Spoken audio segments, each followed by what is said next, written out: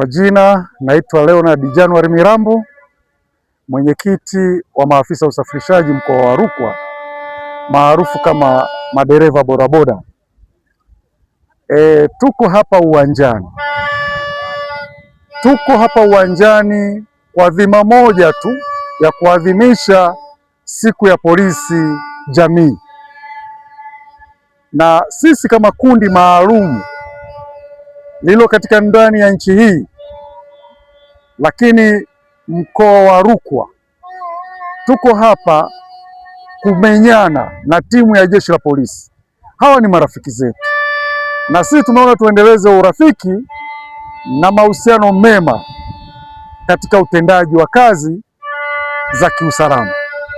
Kwa maana hiyo, nalipongeza sana jeshi la polisi kwa kuendelea kuona umuhimu wa kuwa karibu na makundi haya. Hawa viongozi, hii taasisi ni taasisi pendwa, sisi tunaiona kama taasisi moja muhimu sana kwa mustakabali wa usalama wa nchi yetu.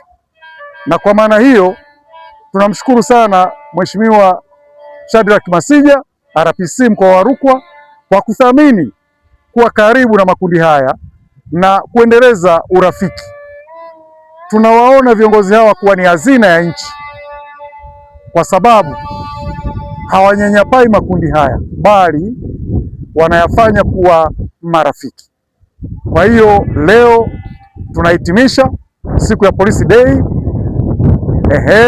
kwa kumenyana kwa kumenyana na timu ya polisi, na sasa tuna uhakika timu ya polisi inakwenda kuwa chali kuanzia sasa. Asante sana.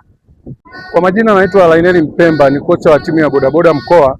Tuko hapa kwa niaba ya ushirikiano wa polisi jamii, ikiwemo mpira wa miguu. Tunacheza mechi ya mpira wa miguu kati ya polisi na bodaboda.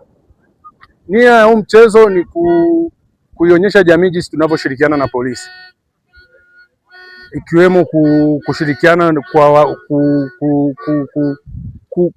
kukamata wahalifu kwa namna moja au nyingine. Tunashirikiana vizuri na jeshi la polisi.